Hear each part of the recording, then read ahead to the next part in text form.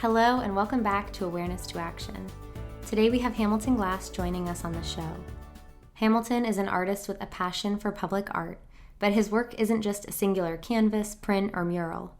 One of the things he enjoys most is creating multi-layered projects that amplify his community's voices.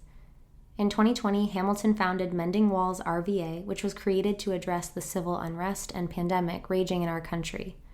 This was a way for Hamilton to process current events and create a platform that inspired empathy and connection through collaborative public artwork. Hamilton's goal is to use his art as a healing tool to uplift and inspire his community. Hamilton's vision for communities that are impacted and changed through art and conversation is extraordinary. I have been so inspired by his work with Mending Walls RVA, and I am so excited for you to hear him share more about the process's creation and its future. So welcome to Awareness to Action, Hamilton. Thank you for being here. Thanks for having me. Let's start with you telling our listeners a little bit about yourself and the path that you took to becoming a public artist. Yeah. So I'm originally from Philadelphia, but my mother's from Richmond. So right now I'm based in Richmond. I moved here in 2007. But I always mention coming from Philadelphia because Philadelphia honestly is the model for me in terms of like public art. I had a traditional kind of like artist story. Like I can remember drawing from the earliest age I can remember. And my mother put me in tons of different art classes and things like that. I really enjoyed like comic books and things like that. And yeah, when it came time to go to school, to go to college, I fell for that stereotype of starving artist and wanted to do something creative, but also wanted to be able to make a good living. And so I chose architecture because all in the movies, architects are rich in the movies. I fell for all those stereotypes. And so I did that, went to Hampton University, immediately just didn't love architecture, but I had a whole lot of anxiety around just going into college in general. And so I was like, this is what my parents are paying for. This is what we got to do. And so I made architecture about art, graduated in 2005, ended up practicing architecture for a bit, went back up north and worked as an architect. And around 2007, like I said, I moved to Richmond. Just the cost of living up north was way too expensive. And then we all know in 2009, that's when the recession hit and I lost my position as an architect. And I really started to, I don't know, just take a broad look at my life and go like, I'm doing this 9 to 5 that I don't love. And no one ever told me about a recession. I didn't know what this is about. And I, as someone who's always been creative, I started to lean back into my art, not thinking I'm going to become some artist, but just like, hey, I'm gonna look for another architecture position but also like do something that like fills my soul, right? Do something that I'm passionate about. And so that's what I did. And I was off for about a year and a half. And while I was off, I literally made the most art that I've ever made in my life. And the difference in like making art as a child and making art as an adult, I lost that fear of it being perfect. And so it allowed me to like show my art everywhere. And I don't mean in galleries, like barbershops, coffee shops, computer shops, all the shops. And so when I did that, honestly, opportunities started to open for me. And I can remember probably like 2009, a gentleman asked me to do a mural on the side of his building because he loved my artwork. And I lied and said, hey, yeah, I do those all the time. And I did it, and I absolutely fell in love with just creating the mural. The piece was okay. By today's standards, it was horrible, but and it took me way too long and went through all the hardships in making it. But I just love actually getting on a ladder or scaffold or something and really like and getting into that process. And so from there, I was hooked. It was like I wanted to make more of these murals. And I went back to work as an architect for another 2 years, but by 2012, I had enough work to go full time. And I've been a public artist ever since. And so again, full circling back to Philadelphia, the public art in Philadelphia really revolved around the community. And so that's what I saw as something that was really powerful. I already knew I had a leg up because I knew about the power of public art and what it could do. And Richmond being a place that at that time had very little, if any at all, it was just like I had the map to a successful to a successful road as a public artist. And luckily there were a lot of different corporate and community partners who were really interested in community engagement projects. And so I ran that route. And again, really digging into the community here in Richmond, started to create a lot of projects around public art and community engagement. And and the surroundings, the environment, those corporate partners and community partners really like supported the work, and it's just grown over the years. And it's been great to see Richmond go from zero murals to like now it's known as the #2 street art capital, street art city in America. So it's been great to be a part of that journey. Yeah, it's so wild to hear even you talk about a time when Richmond didn't have public art because I moved here in 2019, so my experience of Richmond is exclusively public art filled. Yeah. And when I first got here, I felt like I was like on a mission to see every mural and to know them all. And I remember the first time that I saw one go up that hadn't been there when I moved here, I was like, oh, true, I live here now. I'm like in Richmond. There's walls I've seen empty that are now filled with art. That's really cool. So before we dive into our conversation, I want to note for our listeners that there is a beautiful Emmy Award-winning documentary about Mending Walls that's free to watch and linked in this episode description, and I highly recommend watching it before you listen to this conversation would be ideal because I think it sets a great backdrop. But Hamilton, for those who maybe will decide to watch after listening to this conversation, can you give us an overview of what Mending Walls is? Yeah. So a second ago, I mentioned how throughout my career, I've created many different projects. Most of them are all of them are community based, but most of them are for a public school or a community center. But in 2020, we all remember how stressful that year was. And one thing I've learned about myself is I use art as like a healing tool in general, right? Not even the smallest thing, like for myself.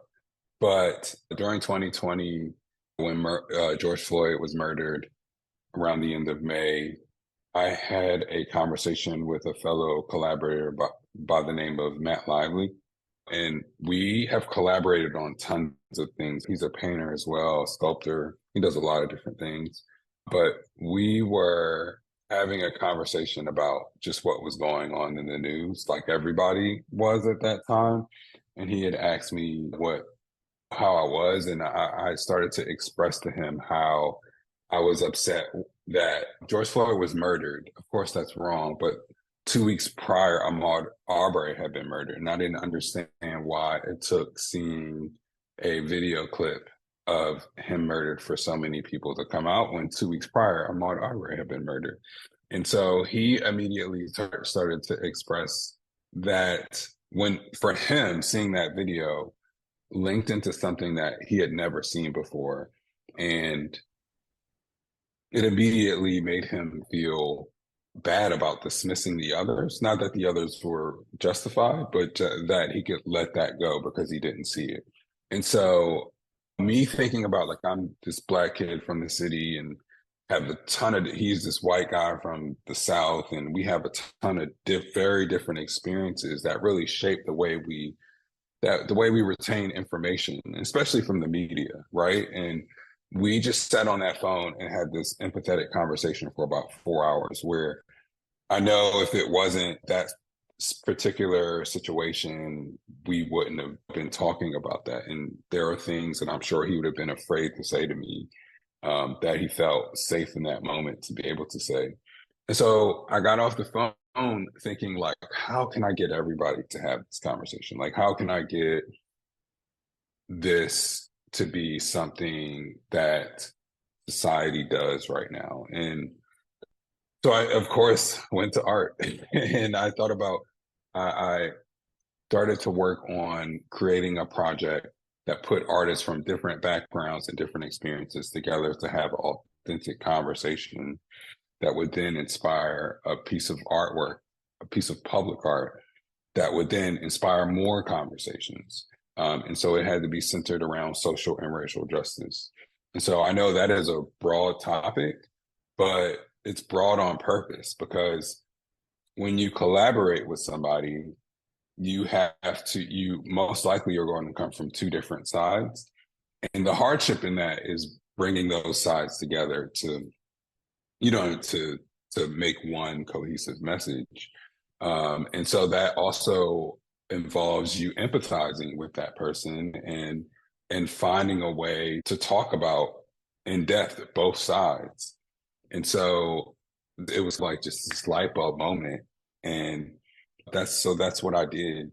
And I know the authentic conversation sounds very cliche, but if you think about the intention and you think about how hard it is just to put a piece of public art up on a building, the authentic conversation is really the hardest part, because when you're commissioned to do a piece of work or you're given permission to do a piece of work, your number one accountability is to the business owner or the wall steward, right? The person who is lending you the wall to do that.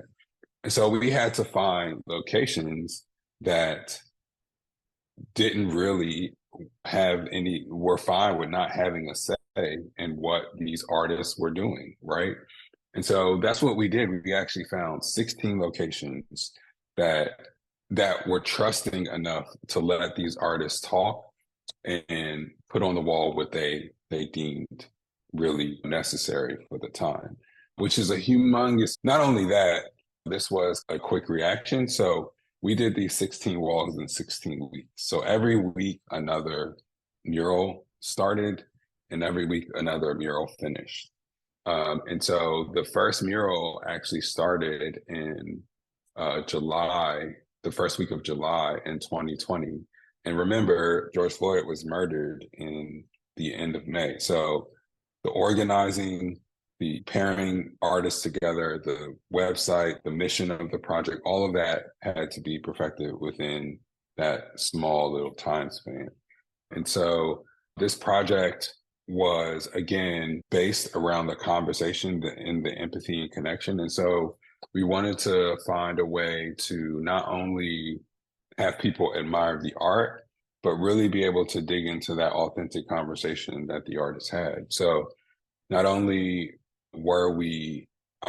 was I sending artists out there to create this beautiful artwork, but we were having community engagement days where the community got to come out, talk to the artist, be a part of that authentic conversation, and do some type of community engagement aspect, whether that was painting the wall or doing like a mandala session, or there were a host of different things that the artists used to engage the immediate Richmond community to be a part of that. And not only that, we had a podcast series. So every single wall has a podcast episode where I'm interviewing those artists and they're talking about the work, and not just what inspired the work, but what it was like to actually paint this stuff in the middle of a protest. So this was happening while almost every city in America was protesting in the streets. And so think about how difficult that is, being asked to do something that is relevant in the time while people are protesting in the streets, and the amount of attention you received as an artist doing that. It was really tough. We organized on Zoom because of the pandemic and had meetings 2 or 3 times a week where I would bring a city official or a protester or a organizer on just to talk about what they were doing in that moment, to be a resource for the conversations that were happening between the artists. It was just a really amazing project that centered around community coming together to really emulate what society needed to do, which is empathize, connect, and respect one another's opinion, and hear each other out. And so all the work that came from this, especially the public art, is beautiful, but there's so much intention and there was so much hardship in it. That is the real like essence of the project, right? I had some artists call me up and say, "Hey, I hate my partner." And I had to tell them, "Well, you signed up to empathize with somebody, right? This is the project." I knew that would happen. It's almost like the essence of what needed to happen, because there needs to be a moment. We all are human beings, and we all go for our interests, which is 100% right. But sometimes that interest might step on somebody else's, and so we need to be able to again empathize around that, understand what that other person is going for, and respect it. And so that's the premise of the project and what Mending Walls is. Thank you for walking us through the process of its development. And I want to get into some of the pieces that you just mentioned. So first, the inspiration came, of course, from your lived experience, but also from a conversation with a friend feels just like the most important seed of how this whole thing could begin, because it really is the root of all of it. And when I was watching the documentary, you get to see different artists coming together and sharing about their process. And many of them mentioned that they had not had a conversation prior to being paired. And then you and Matt are there. And in my mind, I'm like, they already know each other, so it will be less transformative maybe than some of those artists who have never met, which was totally wrong of me to assume. But I'm just wondering if you can speak to that idea that even when you know someone, even when you've collaborated with them, when they're a friend, there's still more to unpack and unspool about their lived experiences, and the two of you coming together and sharing things that maybe never would have come up in a typical traditional collaboration in the past. Yeah. I don't think you need to apologize. I don't think you need to feel bad about thinking that about Matt, because I was thinking the same thing. I actually happened to do two walls in this project. One was with Matt and one was with Eli McMullen. And the one with Matt, I always call my cheat wall. He hates it when I say that. But I call it my cheat wall because of the very thing you just alluded to, where I know you, Matt. My big thing behind that wall was really just explaining that initial conversation that really inspired the idea of Mending Walls. But Matt was like 10 toes down in this concept, and he really dug into this. And while we were painting that mural, we had a conversation that we're still having today, which is really about like comfortability of community. And it all started with why your daughter's in private school and why do you live where you live, where you could live in this other neighborhood and send your child to school for free, and me not trusting that neighborhood. Go check. I'm not going to explain it all here, but check the podcast episode. It's a really good conversation. But also I recognized from doing the project with Matt that we got really even deeper into how different we think, right? Like how different we think.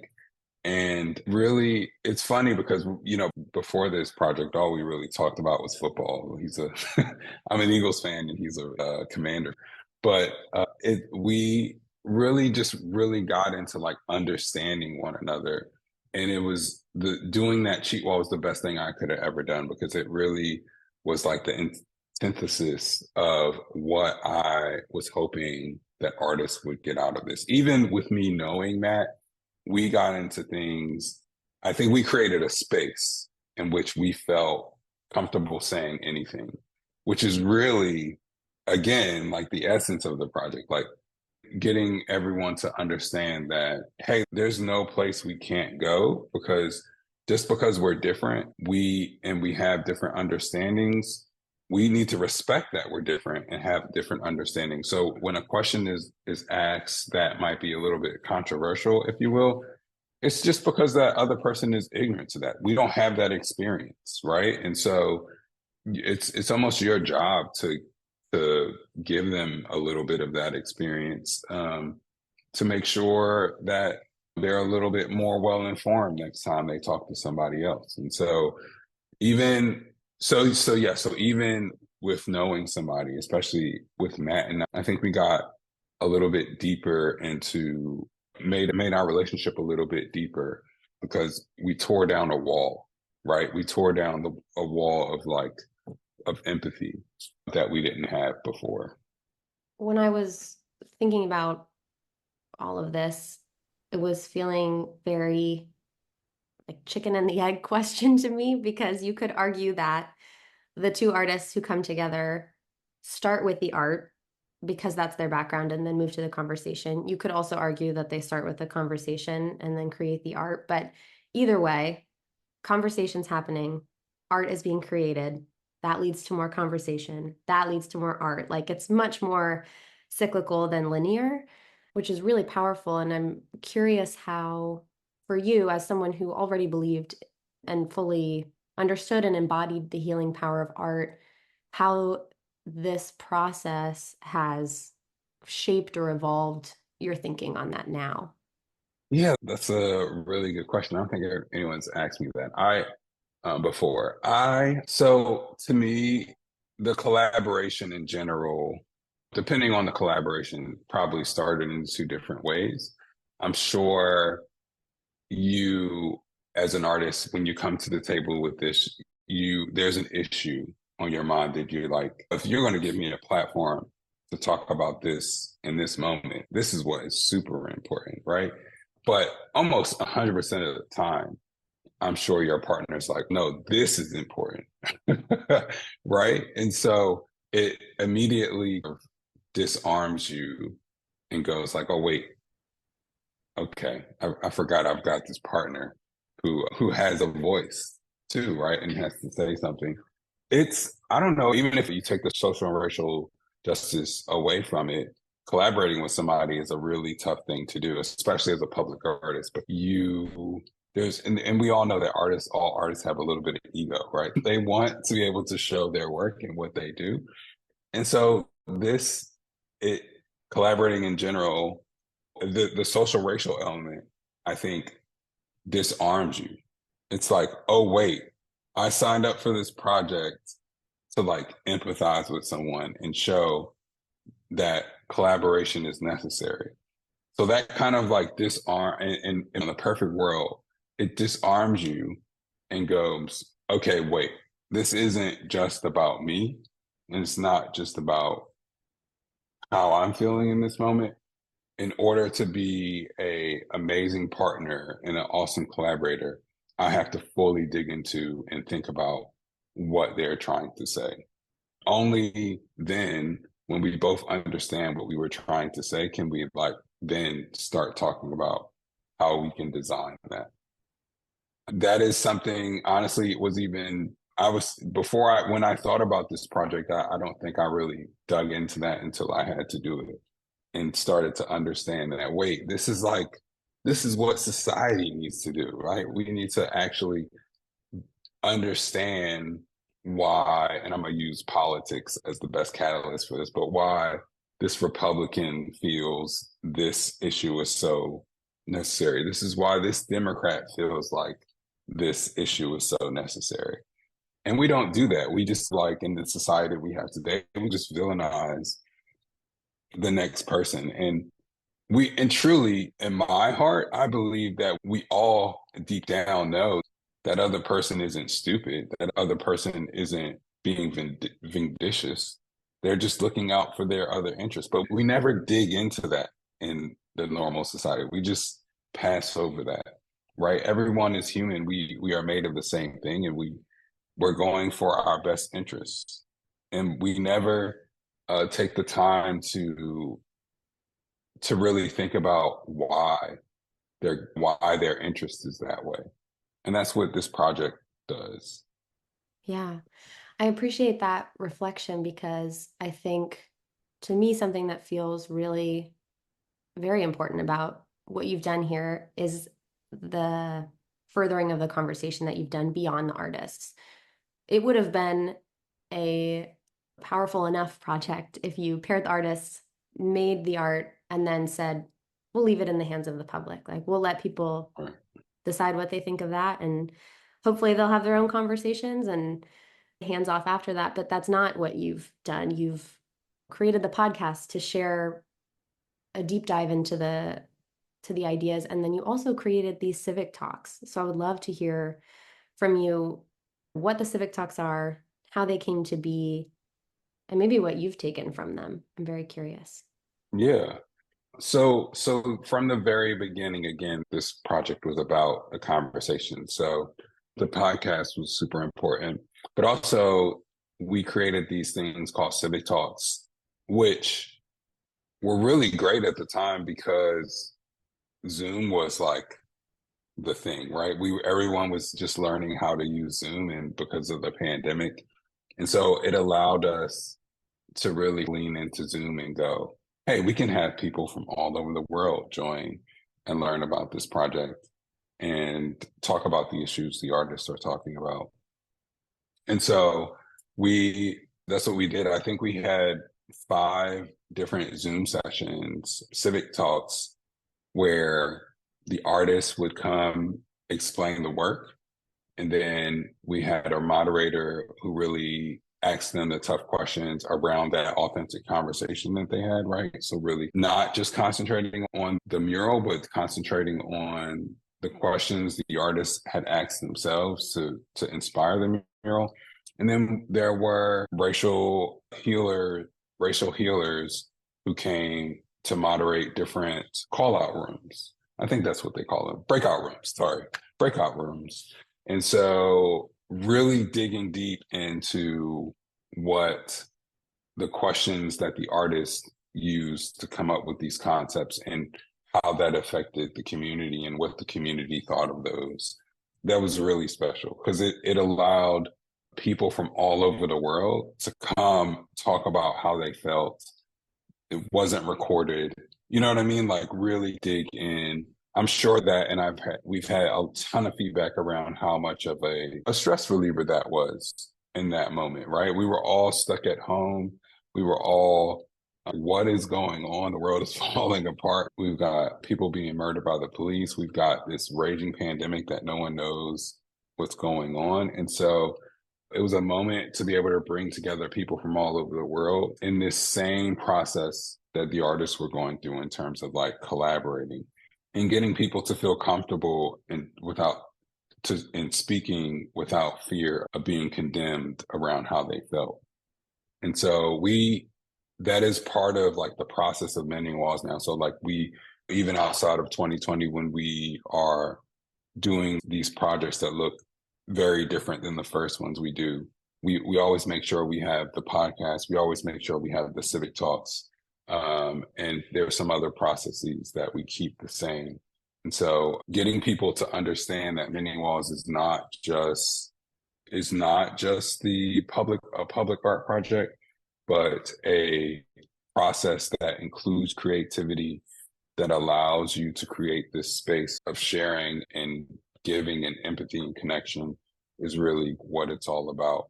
Creativity, in my mind, is almost like the number one component because it is what disarms you. It's what brings you to the table and gets you to think, oh, wait, this person isn't trying to harm me, right? Like we all are here because of this beautiful thing. And so once that's in the mix, it really changes the game a little bit. And it's weird. I personally believe it's part of the human condition. Like human beings gravitate toward creativity. Whether you hate it or like it, whatever the piece is, if it is making you feel an emotion, it grabs you somehow. And so that is one of the most important elements of it. And we'll talk more about how this process can be applied to other art forms, but a mural is really, there's not many forms of art that are more accessible. And that daily interaction with the art and the creativity and the connection and the intention that went into that work is so, I don't know. I mean, important's the word I want to use, but that doesn't really capture it. But I just think about like the Say Their Names mural is on my way home from work. I see it every single day.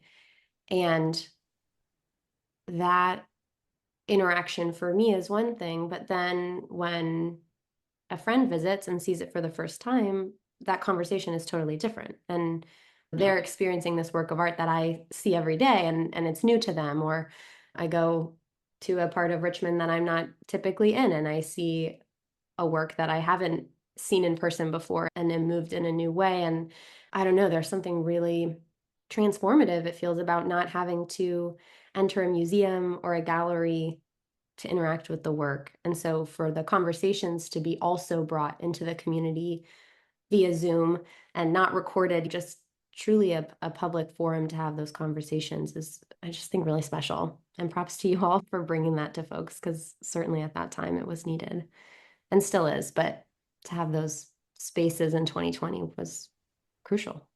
Yeah, it's my belief that public art is a thermometer for a community. So our art really reflects how our community is doing at the moment, or what it stands for at the moment, and what it's trying, maybe even what it's trying to be, right? I'm in belief that Richmond is in this moment where it is trying to understand and have a new identity, especially with the monuments coming down. So yeah, I absolutely, I 100% agree. And they're right now, especially the ones from 2020 are like a timestamp too. And they mean so much to so many people who went through that hardship in 2020. Yeah, and I like the analogy of the thermometer. One of the parts of the documentary that I was most moved by was the incorporation of volunteers into the work. So folks from the community actually coming in and helping to paint these murals, which that choice just strikes me as like, one, the amount of setting aside of the ego that I imagine has to happen in order to allow someone to help with this work. And then also just centering really an enormous amount of care for the way that the community engages with the work.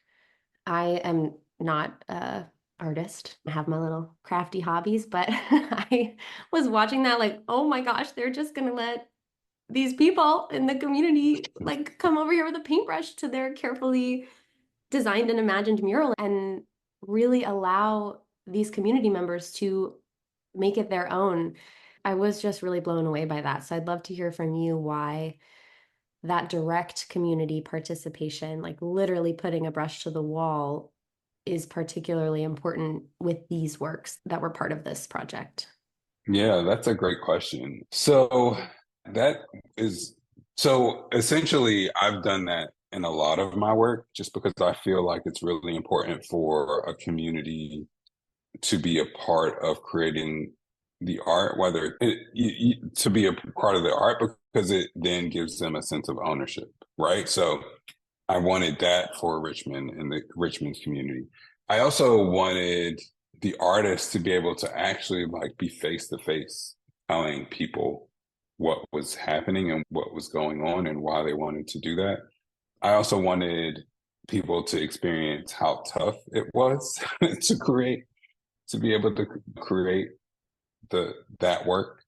And then I wanted like the rumor mill to be spread about. I wanted the communities to hear firsthand and not on Instagram and Facebook what was actually happening there.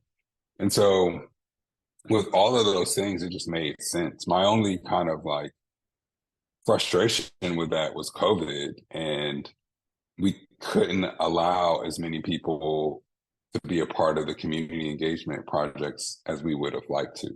So we based that on the wall and the size of the wall, because we were really deep into that 6 feet, right? You got to be 6 feet away from everyone. And so you'll notice in the documentary, like everyone's in masks and everyone's 6 feet apart and things like that to the best we could. But honestly, that community engagement is super important. And the most important part is the first thing that I named, which is like when people take part in doing a wall, well, even if they finished it or not, even if they just put a little brushstroke on it, they have ownership of that, right? And so, and when you have ownership of something, you're a little bit more proud about it. And when you're a little bit more proud about it, you tell more people about it, right? And so it it gives the community more ownership of this thing that sits in the wall. And I'm sure it also serves as a timestamp for them also. And so this means more to the Richmond community than just what the artists think of it. It literally belongs to the community. And so that ownership is super important because it gives the work its worth, in my opinion. It really gives the community its worth because ultimately the community is who decides if it stays or if it goes. And so it having ties to people who are actually in the community is like more important than just the artists doing it themselves, in my opinion. Absolutely. So, thinking about how people take this and make it their own, can you speak a little bit to the idea of this being a process rather than a project, and the idea that it can be utilized in many creative spaces beyond public art? Yeah, absolutely. So this is the thing that I'm concentrating on the most these days because we have this amazing documentary that is being seen on public television all over America. Most people think that Mending Walls is a public art project, and of course, it presents like that for a reason. But again, the murals are just the candy get you to pay attention. And then we have all these resources like the podcast and the book and the documentary and all of that. And all of that stuff, if you pay attention to it and look deep into it, it centers around a process. And that process is a simple process, but it is a process that leans into the collaboration and creativity.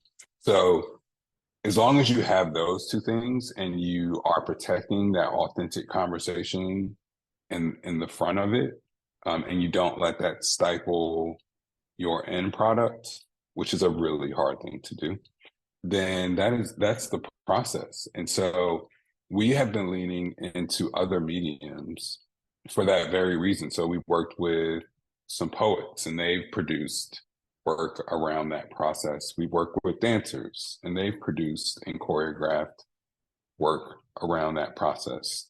And it's like my mission to work with as many mediums as I can. And even school teachers, like there are school teachers all over America who are using this work. And I don't say that lightly. I'm turning into this public speaker now, and I go talk to other communities who've seen the work and they invite me to their conventions and teacher events and things like that. And I talk about the work. And there's so many people who stop me and say, like, oh, I've seen your documentary. We use this.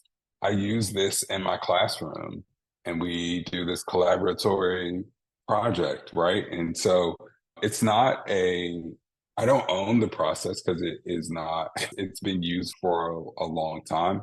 But I think the Mending Walls process is a reminder that, hey, you can do extraordinary things if you just lean into this collaboration aspect and honor the true, real, raw conversation and put your ego down and collaborate truly, you can create something that's amazing that everybody can take ownership in.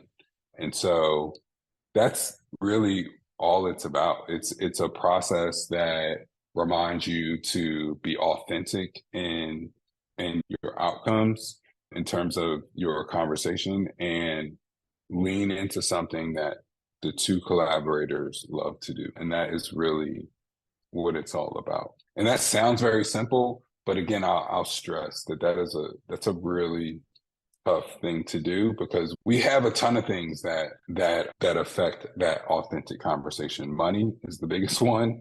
Scared of backlash is another, right? Like being scared to really say how you feel.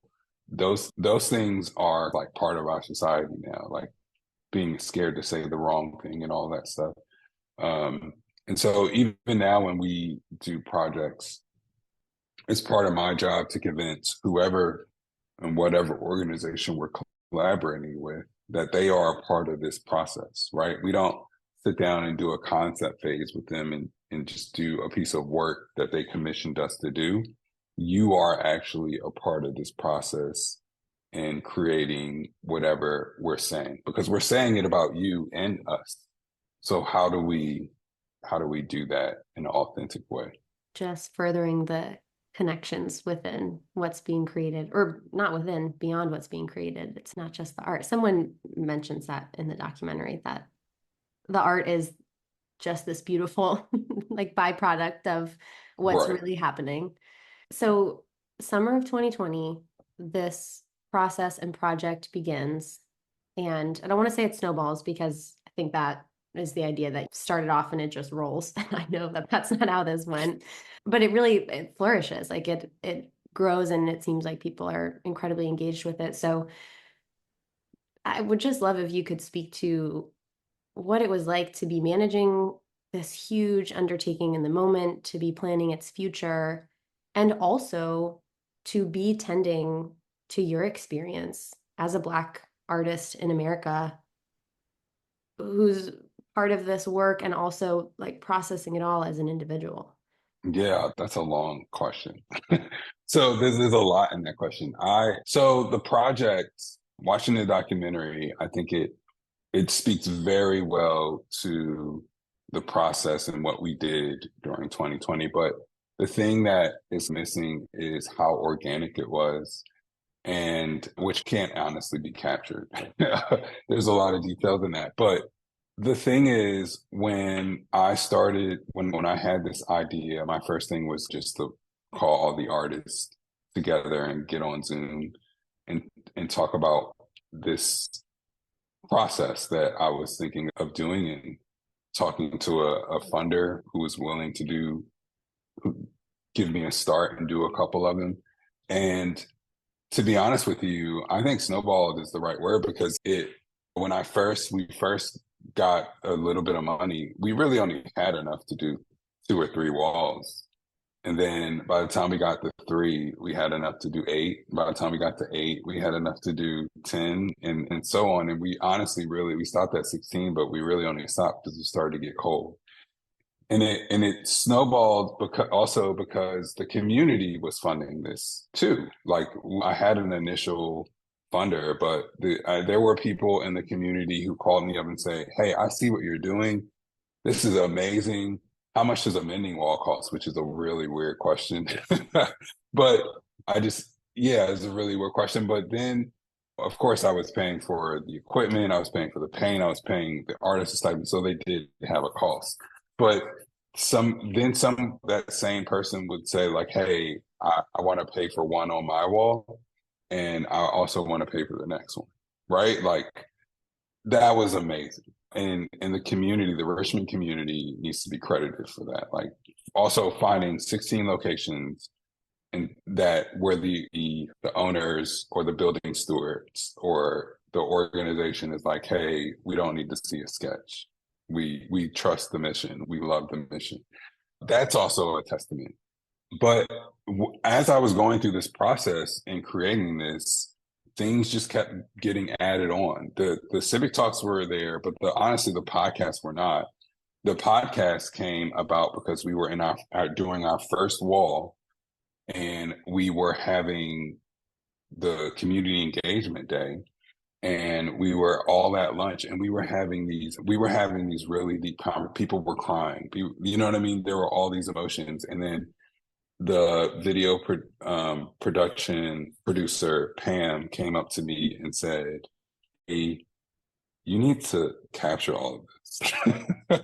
And I'm thinking, "You're videoing it, aren't we?" She's like, "No, I'm going to try to make a documentary out of this, but like, I can't put all of this in the documentary. Like, gotta you've gotta capture all this."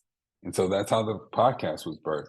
Even the production of the documentary, I didn't call anyone up and say, "Hey, we're about to do this project and we need a documentary." That didn't happen.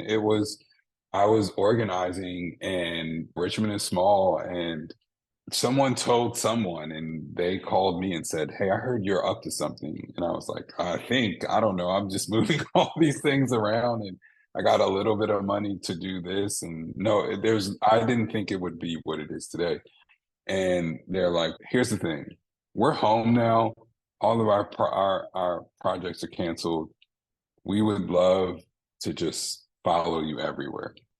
And that turned into them not just following me, but following all these artists, right? And all these things. And a year later, being the documentary being put together and purchased by VPM. They didn't know that was going to happen, right? Like, and so this is a movement that really is a testament to the Richmond community wanting to tell their own story.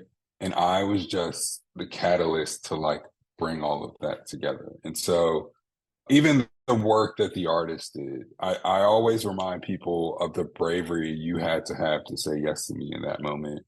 Again, I'm giving you a platform to create a piece of art in the middle of 2020, talking about social and racial justice while people are protesting in the streets. That is a lot. The second you put a brush to that wall, the media is all over you. So are the people walking the streets that you're painting right next to while they're protesting in the streets. And so it was a really tough thing to do. Like they got a stipend, but they definitely didn't get paid for everything they put into it. You know what I mean? The talks that we had that I never mentioned, we had artist talks, just us, just the artists on Zoom and talking to those people who were doing things on the ground in that moment. And those people on the ground being an awesome resource for the artist in that moment. And so there was so much happening. And I think the fact that we were in the middle of a pandemic gave us space to do it.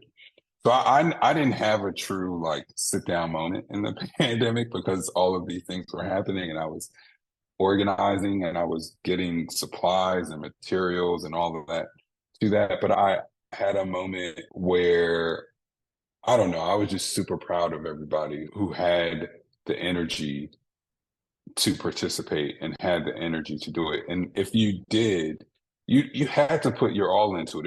You were doing too much work to not, if that makes any sense. It would have been easier to sit home and nobody would have judged you for that, right? Like, and so everyone that was a part of this put their all into it. And while we were having all these community engagement days, there are definitely words of advice that I took from artists and they made the project better. And so I get the credit for founding the project, and I did, but everyone involved, honestly, everyone involved should get the credit for where Mending Walls is today because it was a very organic thing and people were giving me advice along the way that I had no choice but to listen to because they were right. Everyone was just very intentional in their work in that moment. And I was just doing my best to keep up with everything going on. What comes next for Mending Walls? Yeah, so Mending Walls is now a 501c3, became a 501c3 in 2020. And we've done 5 different projects since 2020, I'm sorry. And so we've done a lot of different large projects. We've also been trying to foster the work that's happening in the classroom. So I mentioned a little bit earlier that I'm this public speaker now, which I never thought I would be. And so I go to different communities and talk about the work. And also here in Richmond, VCU has had a class on mending walls. I go and speak with the sociology department a lot and do work around mending walls there. There are tours that happen probably about 3 times a month that we partner with Richmond Regional Tourism to do, and sometimes work with private parties to do tours. And now it's transitioning into its 5-year anniversary in 2025. We are doing 2 really big projects next year, public art projects next year, and are transitioning into functioning like a 501c3. And so, yeah, we are. I've never thought that I'd be running a nonprofit. And I say, I hope, your audience hears the tremble in my voice as I say that. But yeah, there's exciting things ahead. We're partnering and we'll be doing a project with Health Brigade next year. And then we're also working with One Small Step, which is I think it's an NPR project that puts together people from different political backgrounds together to have authentic conversations. So I urge anyone who's interested in maybe doing some community engagement with the project or just learning more about the project to go to our website and sign up for the newsletter. Starting the beginning of 2025, we'll have a newsletter that comes out every month that talks about these new projects that we're embarking on. 2025 is shaping up to be a really busy year. I promise you that. We've raised over half of our annual budget for next year. So we're hoping on fundraising and getting the rest. So if you feel compelled to donate to Mending Walls, there's a donate button on our website to do that also. And remember, everything that we do, we ask the community to be a part of it. So to volunteer and be a part of it. So looking forward to just getting out there and getting people involved in the work that we're doing. And the last part is the classroom. Like, we're working on making some workshops that people can be a part of and use in their classrooms also. Leaning heavily into that process of what Mending Walls is and developing that even more. I can't wait to see what's coming around the bend in 2025. I want to wrap up by asking you our namesake question. What does the process of awareness to action mean to you? Oh, that's a good question. I think that process really just requires being aware and using your personal skill sets to help in that action. I think the only reason Mending Walls it presents like a public art project is because I'm a public artist and that's where all my resources lie, right? I always remind people that because I say, like, hey, when I go talk to other communities, it's a call to action. I'm not coming there to create a Mending Wall project, but I am asking people to use their skill set to make a difference in their community. And so if you see something that you feel like you could improve, why not bring creativity to the table and use your own personal skill set to do that? And people feel more confident working in their own skill set and are usually masters of their own skill set. So, like, why not use where your resources lie to bring change? And then that can expand beyond that. That's exactly what I'm trying to do. I'm trying to expand beyond that and give people the tools to do that in their own medium. And so that's how I see it. Thank you for that reflection and for joining us and sharing so much about the work and where you all have come from and where you're going. It's just exciting and inspiring to hear about. So thanks for joining us. Yeah, thank you for the opportunity to answer questions and speak about the work, and hopefully it resonates with some people and some people want to help and join us. Thank you for listening, and thank you again to Hamilton for joining us. If you liked this episode, please leave a review. It really helps us reach more listeners. And while you're at it, make sure you subscribe to Awareness to Action so you don't miss out on any future episodes.